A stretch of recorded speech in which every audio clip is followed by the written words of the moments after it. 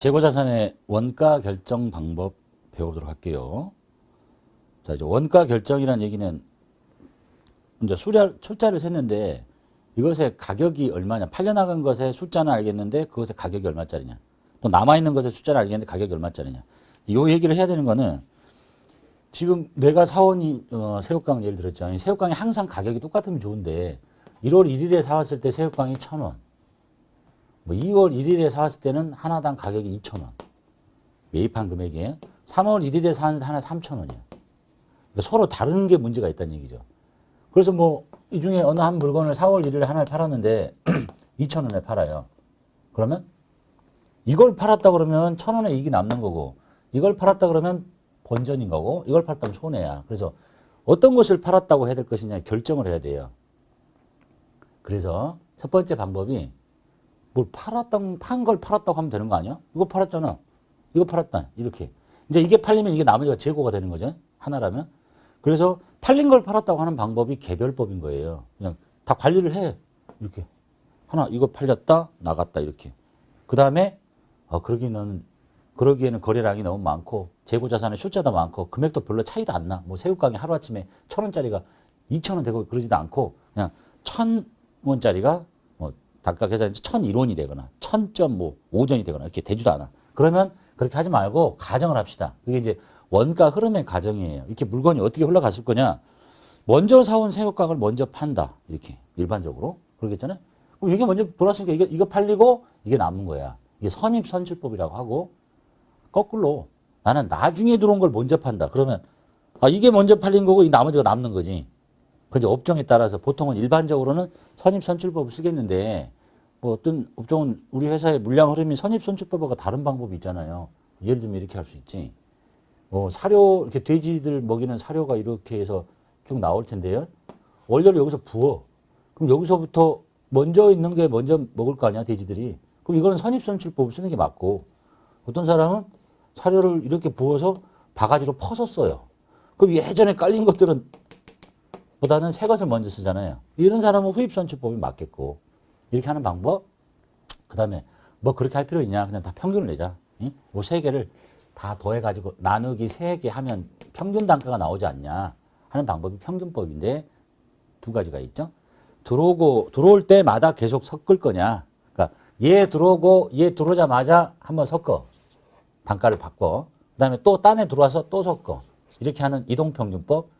들어오고 기다려. 계속 기다려. 끝까지 다 들어올 때까지. 그리고 한꺼번에 섞어. 이게 총평균법이라는 방법이에요. 그래서 시험에서는 이제 이것들의 장단점을 이제 보게 될 거고 주로 보는 게 이제 장단점이 뭐가 있냐. 뭐 이런 거. 그다음에 계산 문제 나오면 이제 우리가 지금 이해해야 될 방식을 이제 보시면 돼요. 읽어볼게요. 재고자산의 판매량, 팔린 개수, 그 다음에 기말에 남아있는 양에 적용할 단위 원가, 즉 단가를 결정하는 방법으로는 원가 흐름의 가정에 따라서 개별적으로 관리할 거냐, 먼저 들어간 게 먼저 팔렸다, 먼저 들어온 게 먼저 팔렸다, 또는 그냥 평균을 내겠다. 그 다음에 표준원가법, 소매제거법 이런 것 등이 있어요. 통상적으로 상호 교환할 수 없는 재고 항목, 이게 비슷한 게 아니라 이것과 이것을 서로 교환할 수 없는 거나 특정 어떤 프로젝트별로 만들어진 제품은 개별법을 써야 되는 거예요. 막 섞어서 먼저 들어온 게 먼저 나왔다 이렇게 하는 게 아니라. 그다음에 개별법이 적용되지 않는 재고자산의 단위 원가는 선입선출법이나 가중평균법 또는 후입선출법 등을 쓸 수 있습니다. 성격과 용도 면에서 유사한 자산은 동일한 단위 원가 결정 방법을 적용해야 합니다. 그러니까 비슷한 것들은 같은 방법 쓰시고 성격이나 용도 면에서 차이가 나는 자산은 서로 다른 원가 방법을 적용할 수 있습니다. 그래서 종류가 개별법, 선입선출법, 후입선출법, 총평균법, 이동평균법 이렇게 돼 있네요. 그래서 일단 계산식을 먼저 이해를 하고 이것들의 장점, 단점을 비교하도록 할게요. 개별법은 계산 문제가 나올 수가 없죠. 여기 지금 출고됐는데 개수를 모르잖아요. 아니, 금액을 모르잖아요. 팔린 것을 팔았다고 하는데 이거 알려주는 거야, 바로. 시험에 나올 수는 없는 거지. 그래서 첫 번째 사례가 지금 이 상황에 전년도에 안 팔리고 남은 새우깡이 200개 있다고 보고 그때 그것의 가격은 한 개당 100원짜리였다. 그 다음에 3월 3일에 들어오는데 300개가 들어오는데 가격이 오르고 있어요.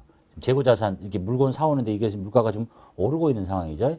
8월 8일 날 출고를 시켰는데 누구를 팔았다고 볼 거냐, 이걸 팔았다고 볼 거냐, 이걸 팔았다고 볼 거냐. 이제 가정에 따라 다르다는 얘기죠.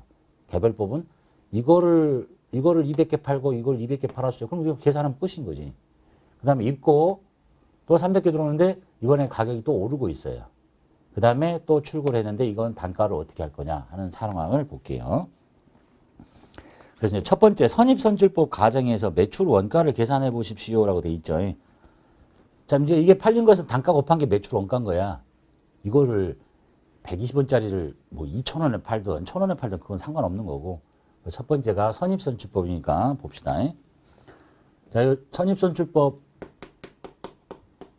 볼게요. 선입선출법은 먼저 들어온 것을 먼저 내보내는 거야. 먼저 사온 물건 먼저 팔듯이, 먼저 사온 원재를 먼저 쓰듯이. 여기서 이거 원가 구할게요. 자, 요날 요 출고되는 이 8월 8일자에 400개가 팔렸는데 얼마짜리가 팔렸다고 볼 거냐? 선입선출이잖아. 요 날로부터 가장 먼저 들어온 것은 얘죠. 작년부터 넘어온 거죠. 그래서 이 400개는 어떻게 구성이 됐냐면 200개는 얼마짜리가? 100원짜리로 구성이 돼 있고, 자, 여기 이제 없지, 이제. 다 썼지. 그 다음에 거. 300개 중에 나머지 200개. 나머지 200개는 120원짜리가 팔렸습니다라고 보는 거예요. 이걸 계산하면 이게 44,000원이 됩니다. 그래서 지금 여기에 매출 원가는 44,000원인 거죠. 단가는 이거 200개, 이거 100개. 200개. 그럼 여기 지금 100개 남은 거예요, 이제. 그 다음에 또 입고가 됐어. 이제 출고 여기 200개. 11월 11일자 200개의 원가는 얼마냐? 저 200개는 요 날로부터 가장 먼저 들어왔던 건 여기 없고, 여기 100개 남았잖아요. 저 100개가 얼마짜리가 남았냐면 120원짜리가 남았고요. 그 다음에 나머지 100개는 그럼 누구야? 얘겠죠, 얘. 그 다음에 플러스 나머지 100개는 140원짜리가 팔린 겁니다. 이렇게 계산하면 이게 26,000원인 거예요. 그래서 요 날의 원가는 26,000원, 요 날은 44,000원. 다 합치면 1년 동안의 원가는 이거겠죠. 그럼 재고는 얼마겠어요, 이제? 여기도 없어졌죠? 여기 200개 중에 여기 100개 날라가고 100개 날라갔어. 여기 200개가 남았을 거야. 그럼 이제 기말 재고 금액은 200개는 얼마짜리가? 140원짜리가 기말 재고의 금액이 되는 거예요. 이렇게 하는 방법이 선입선출법입니다. 선입선출법에 매출 원가만 물어봤으니 이게 매출 원가예요. 그래서 이제 매출 원가를 좀 비교하려고 여기다 써볼게요. 여기다 써놓을게요. 선입선출법 크기를 비교해야 되니까 저 두 개를 합친 금액이 얼마냐면 7만 원이래요. 원가 보셨죠? 그 다음에 이제 두 번째 방법 볼게요. 후입선출법을 볼게요. 후입선출법은 나중에 들어온 게 먼저 나갔다고 보는 방법이에요. 그래서 자, 여기 이제 있었고요. 들어왔죠. 나갔죠. 나중에 들어온 게 이게라고 생각하는 분이 있는데 여기는 시간적으로는 책이니까 다 써놓은 거지. 시간적으로는 요 날 이후에는 사건이 없는 거예요. 출고. 이걸 왜 적어놨냐? 책이니까 적어놓은 거지. 그러니까 요 날로부터 가장 나중에 들어온 건 얘가 아니야. 얘 그 뒷날인데. 얘 날로부터 가장 나중에 들어온 건 여기 밑에 사건이 없는 거예요. 그러니까 얘가 가장 먼저 나중에 들어온 거죠. 네? 여기 밑에 사건이 없는 거예요. 그래서 8월 8일 날 400개가 날라갔는데 요 날로부터 가장 나중에 들어온 건 얘잖아. 그죠? 예. 그래서 자, 300개는요. 나중 것을 먼저 판다고 보니까 120원짜리가 날라갔고요. 그럼 여기 이제 없지. 그럼 나머지는 저 위에 걸 팔아야지. 플러스 나머지 100개는 얼마짜리가 남았냐면 100원짜리가 날라갔어요. 이렇게 계산해요. 그럼 이제 여기에 200, 300개 다 날라가고 여기 100개 날라갔으니까 이제 여기 100개 남은 거거든요. 그리고 또 들어왔죠. 그리고 또 나가. 요 날로부터 가장 나중은 누구야? 얘잖아, 얘. 그래서 9월 9일자에 300개는, 200개는 누구로 구성이 되냐면 300개, 200개 전부 다가 140원짜리로 구성이 되는 거예요. 응? 요날부터 가장 최근 거. 그럼 이제 재고는 뭐겠어요? 재고는 여기 저 100원짜리 여기 100개 하나 남아있고, 100개 남아있고, 여기서 200개 날라갔으니까 여기 100개 남아있고. 그래서 기말 재고 금액은 140원짜리 100개, 100원짜리 100개. 이게 기말 재고야. 매출 원가는 요 두 개 다 더한 거. 이걸 다 더하면 얼마라고 돼 있냐면 74,000원이에요. 금액이 다르죠. 여기는 아까 7만 원이었고. 여기다 적어볼게요. 후입선출법에 동일한 상황인데 매출 원가는 좀 더 커요. 74,000원이라는 걸 알 수 있습니다. 되셨죠? 자, 그 다음에 페이지 넘겨서 이동평균법, 총평균법, 뭐 계산식 굉장히 복잡한데 이걸 외워야 되는 건 아니에요. 이거 설명 잘 들으면 외워야 되는 건 아니구나라는 걸 알 수 있을 거예요. 그 다음에 이제 지우고 다시 가봅시다.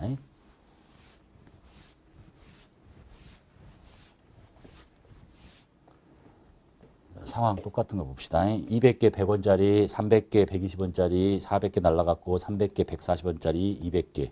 똑같죠? 자, 이동평균법을 쓰래요. 이동평균법. 평균을 내는데 이동한대요. 계속. 들어왔지. 섞어. 나갈 때 섞어진 걸 가. 그리고 또 들어왔지. 또 섞어. 그리고 내보내. 자, 그래서 요날 출고를 400개 하는데 8월 8일 날 400개에다가 곱해야 될 이 단가가 뭐냐. 이거냐. 이게 아니라 이 두 개 다 섞어버려요. 그러면 섞으면 단가가 이렇게 계산되거든요. 200개는 100원짜리잖니? 더하기. 나머지 300개는 120원짜리지 않냐? 이걸 금액을 다 계산한 다음에 전체 개수로 나눠요. 500개죠. 그러면 이동평균 단가가 나와. 이동평균 단가가 얼마 나오냐면 112원이 나왔는데 이런 거예요. 100원짜리와 120원짜리의 가운데 낄 거 아니에요. 평균을 냈으니까. 근데 정확하게 가운데는 110원이지.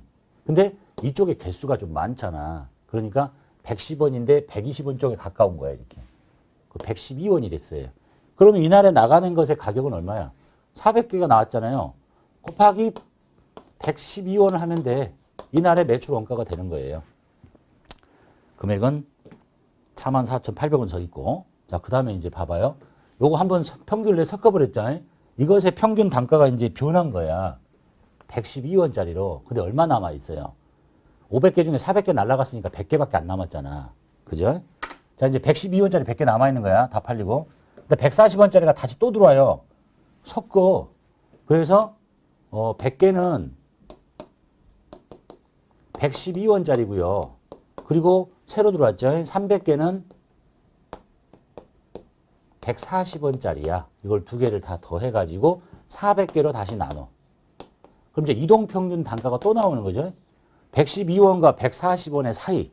근데 이쪽이 300개나 되니까 이쪽으로 좀 가깝겠지. 가운데보다 좀 더 크게. 133원. 이렇게 됐어요. 그럼 요날 200개 팔았잖아. 그럼 200개를 133원에 곱한 게 매출 원가가 되는 거고, 그 다음에 재고는 뭐 얼마가 됐어요, 이제. 재고는, 기말 재고는 평균 단가가 133원짜리가 됐고, 여기에서 100개 남아있고, 여기에서 100개 남아있으니까 200개가 되겠네요. 재고의 금액으로 보면 전부 다 바뀐 단가로. 그래서 지금 이 두 개를 더한 게 이동평균법의 매출 원가인데요. 71,400원이네요. 가운데 끼어있죠. 71,400원. 이게 매출 원가의 크기예요.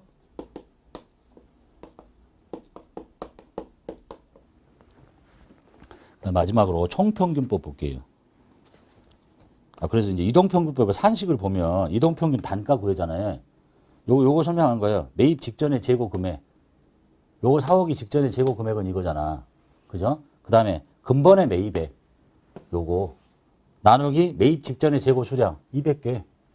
여기 200개. 그 다음에 근본의 수량 합쳐서 500개. 이렇게. 원래 있었던 거 새로 들어오면 계속 들어오자마자 계속 섞어 놓는 거예요. 이렇게 섞어. 또 만들어지 또 들어왔냐 또 섞어. 이렇게 하는 게 이동평균법. 총평균법은 이런 거예요. 얘처럼 평균을 내긴 하는데 들어올 때마다 계속 섞는 게 아니라 들어왔지. 안 섞고 기다려요. 그러니까 안 섞고 기다리기 때문에 나갈 때도 단가를 몰라. 끝까지 다 들어올 때까지 다 기다리기 때문에 그래서 다 들어왔냐? 그러면 이제 모두 다 더해. 그래서 총평균법 볼게요. 총평균법에 일단 총평균 단가를 계산해. 그럼 사온 걸 모두 다 더해요. 자, 200개 100원짜리 플러스 옆으로 쓸까? 플러스 300개 120원짜리 플러스 마지막으로 300개 140원짜리 들었죠? 300개 140원짜리를 다 더해가지고 전체 개수가 사들여온 게 200, 300, 6, 7, 800개네요. 800개로 나눠. 그럼 이제 뭐가 나오겠어요? 총평균 단가가 나오는 거예요. 그러면 122.5원이야. 이게 총평균 단가야. 이제 매출원가 계산해라 그러면 총평균 단가에다가 나간 개수를 세면 되잖아요. 400개하고 200개가 나갔으니까 600개를 곱한 게 매출원가. 기말 재고는 얼마겠어? 122.5원에다가 600개가 팔려 나갔으니까 6, 7, 800개 중에 600개면 200개 남은 거 아니야. 여기다 200개 곱한 게 기말 재고의 금액. 이렇게 계산하는 방법이 총평균법이에요. 그래서 총평균법의 원가를 보면 73,500원.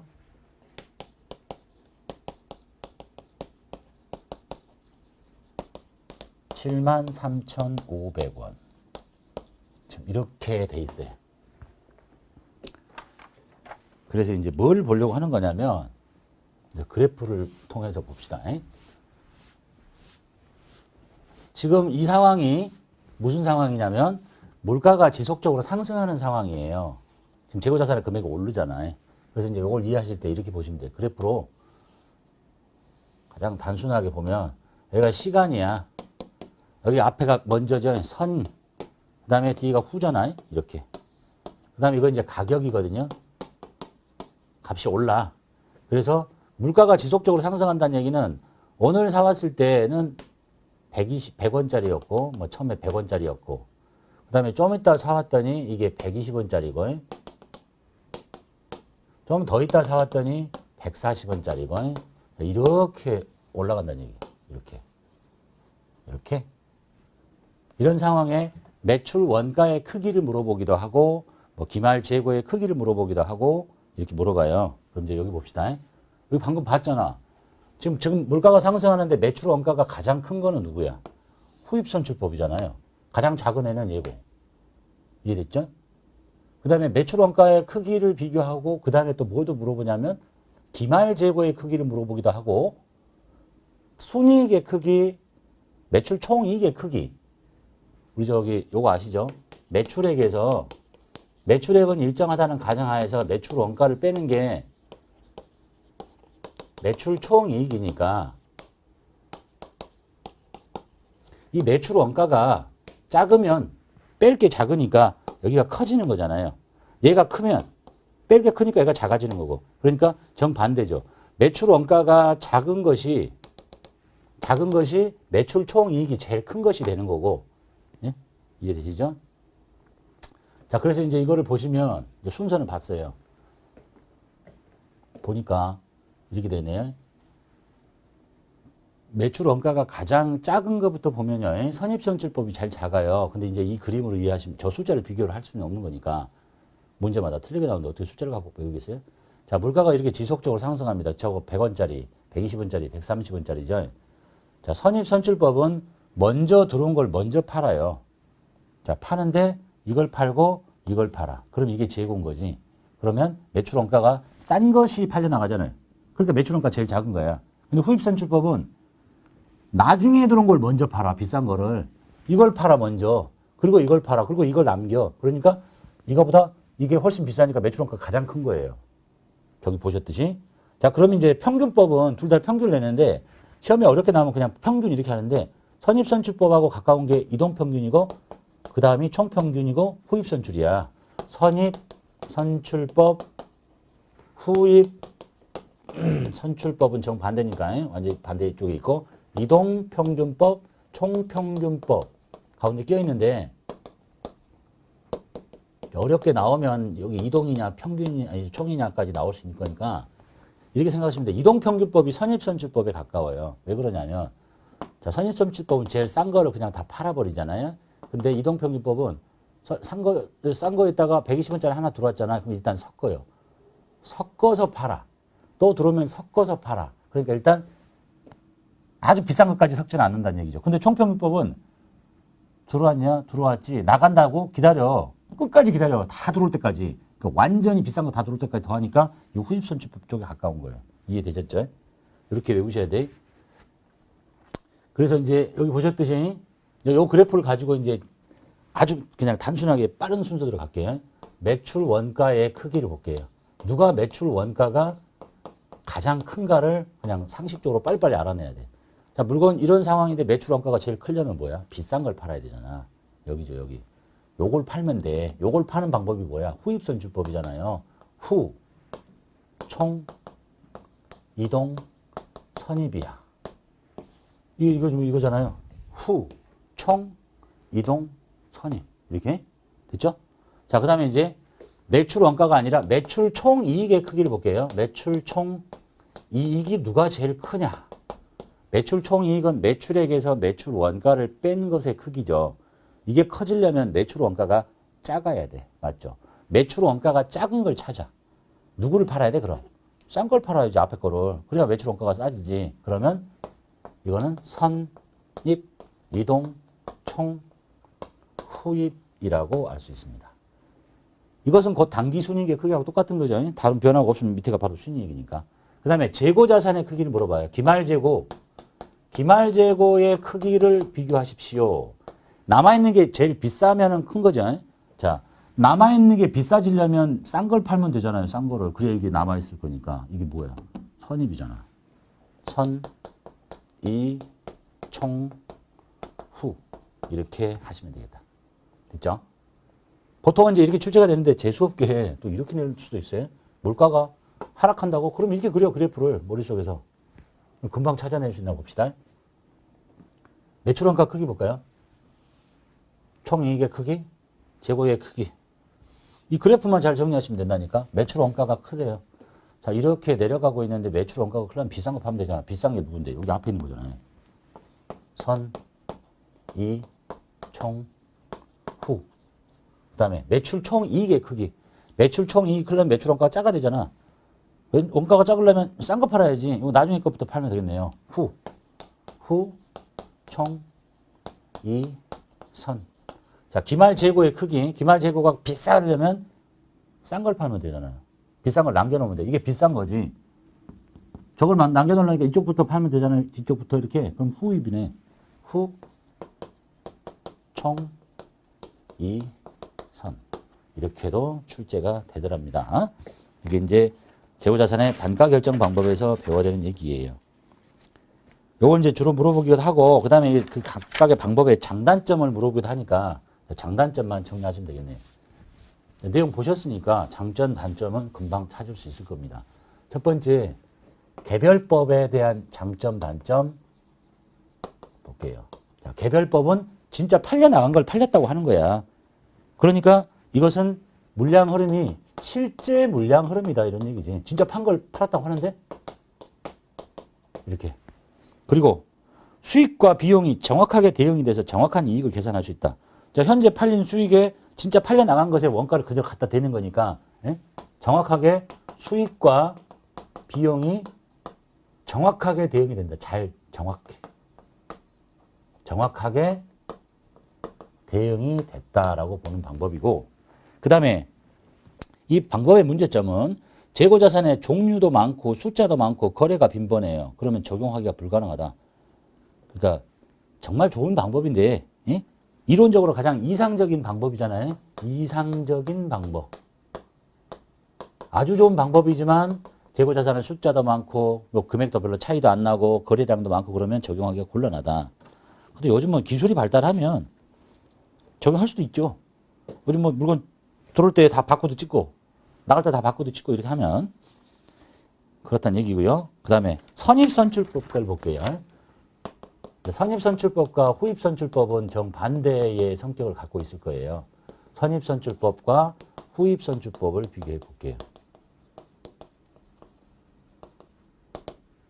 자, 이 선입선출법이라는 것은 실제 물량이 아니에요. 그냥 우리가 물건을 보통 살 때 또 팔 때는 보통 먼저 사두른 물건을 먼저 팔잖아. 썩으니까. 예? 그래서 일반적인 물량 흐름이야. 자, 여기는 일반적인 물량 흐름이다. 실제는 아니고. 예? 그럼 얘는 뭐겠어요? 일반적이진 않지. 예? 전 거꾸로 하고 있으니까. 그래서 보면 후입선출법은 일반적인 물량 흐름과 일치하지 않습니다. 이렇게 돼 있어요. 그 다음에 두 번째, 매출 원가는, 자, 이 선입선출법의 매출 원가는 현재 게 아니죠. 옛날에 샀을 거야. 쌌을 때 산 거. 이건 과거야. 예? 과거의 매출 원가가 대체가 되는 거고, 그 다음에 수익은 또 현재야. 아, 물건 판 건 지금 현재죠. 수익은 현재. 그러니까 지금의 물건 가격, 사온 물건은 옛날에 쌌을 때 사온 거. 그러니까 현재의 수익과 과거의 원가가 이렇게 대응이 되잖아요. 수익은 현재, 원가는 과거. 그러니까 수익과 비용이 적절하게 대응되지 못했다라고 보는 거예요. 예? 얘는 아주 정확하게 대응한 건데 수익과 비용이 대응이 좋지 못하다. 이런 얘기를 하고 있고 이쪽 걸 살펴볼게요. 얘는 그러면 매출 원가는 뭐야?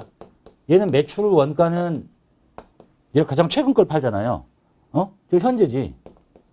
그리고 수익도 현재야.